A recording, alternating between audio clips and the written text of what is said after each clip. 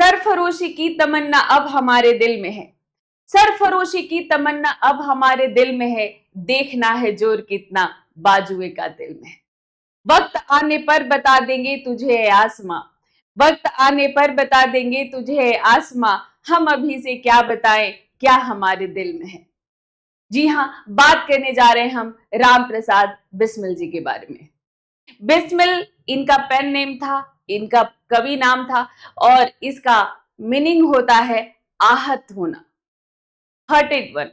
यानी जो है ये जो बिस्मिल जी थे उस समय, क्योंकि मातृभूमि भारत माता अभी कैद में थी अंग्रेजी शासन के, तो इसलिए ये उस बात से आहत थे, तो इन्होंने अपना पेन नेम रखा बिस्मिल। तो आप लोगों ने राम प्रसाद बिस्मिल जी के बारे में काफी कुछ सुना होगा और विशेष तौर पर काकोरी केस जो हुआ था, काकोरी केस से ये 1925 9 अगस्त 1925 में हुआ था, उससे ये ज्यादा फेमस हैं और ज्यादातर जो बुक्स हैं वो काकोरी केस में ही राम प्रसाद बिस्मिल जी को मेंशन करती हैं। लेकिन आज के सेशन में आप इनके बारे में बहुत ही विस्तार से जानने वाले हैं और कई सारे ऐसे फैक्ट्स हैं जो आपके एग्जाम के लिए भी इंपॉर्टेंट है और हम आज उनके बारे में क्यों बात करने जा रहे हैं तो आपको पता ही है, इंडिपेंडेंस डे आ रहा है और ऐसे समय पर हम अगर अपने बलिदानियों को याद नहीं करेंगे तो फिर और किस तरह हम उन्हें ट्रिब्यूट कर पाएंगे और किस तरह उन्हें हम सम्मान दे पाएंगे। तो चलिए बात करते हैं राम प्रसाद बिस्मिल जी के बारे में। तो इनका जो बर्थ हुआ था वो 11 जून 1897 को शाहजहांपुर के उत्तर प्रदेश में हुआ था। तो शाहजहांपुर उत्तर प्रदेश में है ये, और ये बिस्मिल जी जो थे ये कई भाई बहनों में एक हुए थे। कहते हैं कि ये सिंह राशि के थे बिस्मिल जी और इनके माता पिता भी सिंह राशि के थे। इनका नाम र से बहुत सोच समझ कर रखा गया था, क्योंकि र से जो तुला राशि वाले लिब्रन र से होते हैं, तो इसलिए इनका नाम राम रखा गया था कि थोड़ा ये सोबर रहेंगे, क्योंकि इनकी कुंडली के हिसाब से बहुत ही तेजस्वी निकलने वाले थे और ज्योतिष ने ये कह दिया था कि ये बच्चा अगर इसकी लाइफ स्पैन लंबी हुई, यानी इनमें था कि बहुत ही जल्दी इनकी मृत्यु होगी और अगर ये बच गए तो ये बहुत ही प्रतापी राजा की तरह बनेंगे, अगर ये बच गए तो, लेकिन ये खतरा जरूर था कि बहुत कम उम्र में इनकी मृत्यु हो सकती है और जैसा कि आप जानते हैं कि वो हुई भी। तो बिस्मिल जी जो है बहुत ही मतलब आप कह सकते हैं कि शुरू से ही जो बिस्मिल जी थे वो एक अलग स्वभाव के थे, एक अलग स्वभाव के बच्चे थे ये। और जैसे जैसे बड़े हुए ये राष्ट्रवादी विचारों से प्रभावित होते गए और आर्य समाज का इन पर बहुत ज्यादा प्रभाव पड़ा था। तो आर्य समाज में ये आचार्य सोमदेव, जो पीछे देख पा रहे हैं उनका ये चित्र है, तो आज स्वामी सोमदेव की बहुत ही महत्वपूर्ण भूमिका रही, इनका बहुत प्रभाव पड़ा रामप्रसाद बिस्मिल जी पर। और इसके बाद जो है इन्होंने धीरे धीरे आर्य सामाजिक विचारों से प्रभावित होकर और राष्ट्रवादी विचारों से प्रभावित होकर, एक फैक्ट नोट करिएगा, इन्होंने एक संस्था बनाई मातृदेवी। तो अगर आप लोगों से पूछा जाए कि मातृदेवी संस्था के संस्थापक फाउंडर कौन रहे, तो अपने राम प्रसाद बिस्मिल जी रहे।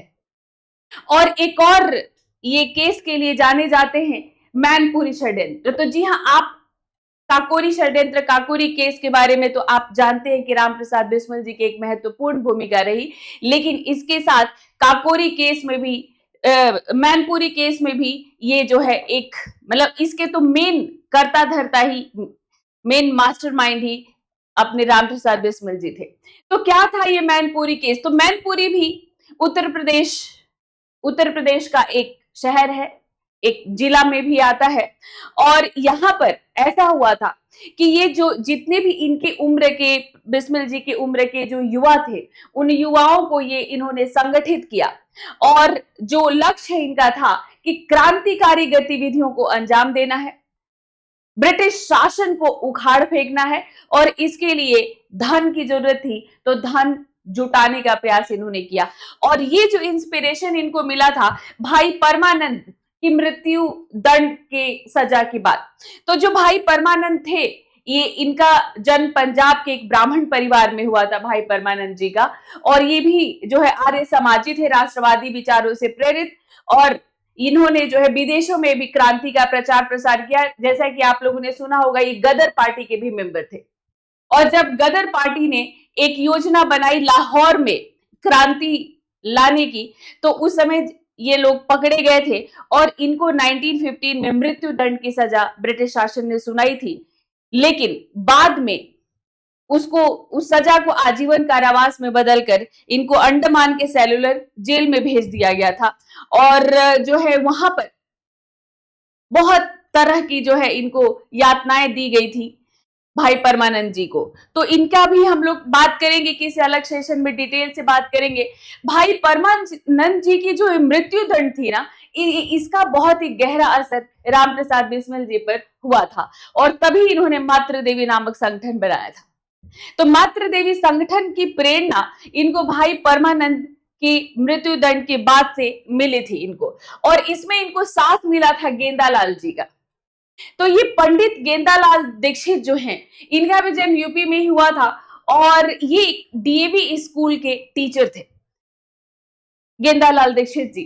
और इन्होंने एक बना रखी थी क्या, तो इन्होंने एक बनाई थी शिवाजी समिति। तो इन्होंने एक शिवाजी कमेटी बनाई थी, और ये इस कमेटी में काम करते हुए ही बिस्मिल जी से इनका संपर्क हुआ था।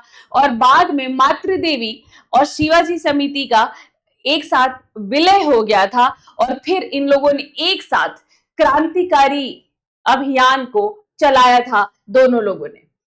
तो बिस्मिल जी जो है देशवासियों के नाम संदेश, उन्होंने एक पैम्पलेट बनाया और देशवासियों के नाम संदेश जारी किया, और मैनपुरी की प्रतिज्ञा के नाम से उसको जो है इन्होंने प्रचारित किया था। और ये कई जगह अलग अलग, यहां तक कि दिल्ली में लाल किला के सामने भी इस तरह के पर्चे बांटे गए थे। तो मैनपुरी संदेश जरूर याद रखिएगा आप लोग। और एचआरए जो है काफी पॉपुलर रहा, कि बाद में पंजाब के जो है, दिल्ली के, उत्तर प्रदेश के ये जो युवा हमारे क्रांतिकारी थे, ये संगठित हुए थे। इसमें जो है चंद्रशेखर आजाद जी की भी, सचिंद्र नाथ सान्याल, कुछ बंगाल के लोग भी थे, इन सब की भूमिका रही। और एक संगठन बना था एचआरए, हिंदुस्तान रिपब्लिकन एसोसिएशन। ये 1924 में कानपुर में ये संगठन बना था। और फिर इसी एचआरए का जो पूरा का पूरा कहते हैं कि जो एक ड्राफ्ट था, वो सचिंद्र नाथ सान्याल के साथ बिस्मिल जी ने तैयार किया था। और ये तैयार हुआ था 1923 इलाहाबाद में, आज के प्रयागराज में ही। और ये इन पर आप लोगों का क्वेश्चन 2024 के प्रीलिम्स में पूछा जा चुका है, सचिंद्र नाथ सान्याल निम्नलिखित में से कौन थे करके। तो सचिंद्र नाथ सान्याल जी के साथ बिस्मिल जी की अच्छी भूमिका थी इस ड्राफ्ट को तैयार करने में। और बाद में जो है चंद्रशेखर आजाद जैसे युवा भी इससे जुड़ गए थे। तो एचआरए के तहत जो सबसे प्रमुख जो एक कार्य किया गया, उन अंग्रेजी शासन के लिए ये कांड था, हमारे लिए एक ये महान, एक बहुत ही साहसपूर्ण कार्य था। काकोरी में सरकारी खजाने को लूटा गया, जो एक ट्रेन में जा रही थी। तो 8 डाउन रेलवे में जो काकोरी से गुजर रही थी ये ट्रेन, जिसमें सरकारी खजाना जा रहा था, उसको 9 अगस्त 1925 को राम प्रसाद बिस्मिल जी के साथ कई और क्रांतिकारियों ने मिलकर, जिसमें 17 लोग पकड़े गए थे। राजेंद्र लाहिरी जी इनके साथ थे। इनके साथ मतलब कुल मिलाकर जो है अशफाक उल्ला थे, मनमथ नाथ गुप्त थे, सचिंद्र बख्शी थे। कुल मिलाकर लगभग 17 क्रांतिकारी थे इसमें। और ये सभी के सभी लोग फिर बाद में पकड़े गए थे। वैसे ये डकैती बहुत सक्सेसफुल रही थी, यानी बहुत सफलतापूर्वक इस सरकारी खजाने को लूट लिया गया था। देखो, उस समय अंग्रेजी शासन के लिए एक ये क्राइम था, क्रांतिकारियों को वो टेररिस्ट कहती थी, लेकिन हमारे लिए ये एक बलिदानी है। और मैं ये नहीं कह रही हूँ कि हिंसा या इस तरह का राह बहुत अच्छा होता है, लेकिन उस समय जो हम कर रहे थे वो हम अंग्रेजी शासन, ब्रिटिश शासन के अगेंस्ट कर रहे थे। और जो ध्येय था, जो लक्ष्य था, वो बहुत पवित्र था। और ये जो सरकारी खजाना था, ये आखिर कहां से आया था? ये हमारे ही किसानों से तो जबरदस्ती वसूला गया था। तो जैसा कि आप लोगों ने सुना होगा, आप लोग पढ़ते हैं, मैंने पढ़ाया है कि ब्रिटिश शासन में जो इकोनॉमिक एक्सप्लॉयटेशन था, जो आर्थिक शोषण था, वो अपने चरम पर था।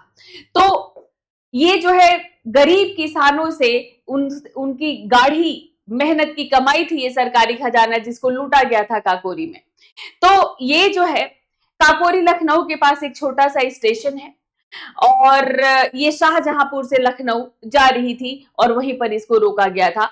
और जो ये एक सरकारी रिकॉर्ड है वो कहता है कि ये जो लूटी हुई रकम थी लगभग लगभग उस समय कितनी थी, तो 4,669 4,669 रुपीज थी, जो कि उस समय के लिए एक बड़ा अमाउंट था।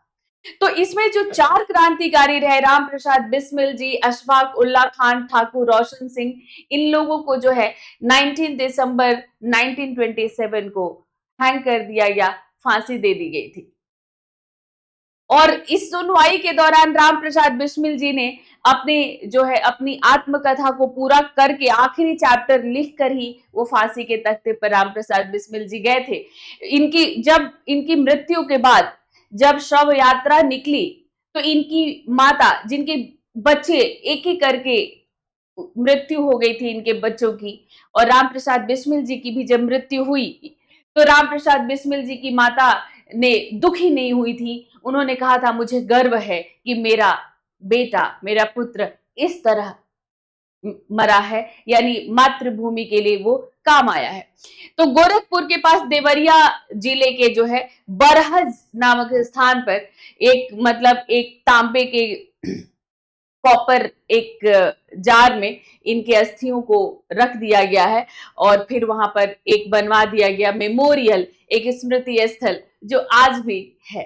तो राम प्रसाद बिस्मिल जी हमें ये प्रेरणा देते हैं कि अगर हमारे अंदर साहस है, अगर हमारे अंदर वीरता है, तो हम किसी भी तरह के साहसिक कार्य को हम कर सकते हैं। इसको आप लोग पॉजिटिव लेंगे। आज के समय हम लोग स्वतंत्र भारत में हैं और आज का जो साहसिक कार्य है आपके लिए, एक तो ये है कि आप अपने लिए, अपने समाज के लिए और अपने देश के लिए कुछ ऐसा करें कि आप अपने देश समाज के लिए योगदान दे सके। तो उसके लिए सबसे जरूरी ये है कि सबसे पहले आप स्वयं को मजबूत बनाएं। तो फिर मिलते हैं ऐसे ही एक वीर बलिदानी का चैप्टर लेकर। आज के लिए बस इतना ही। वंदे मातरम। जय हिंद।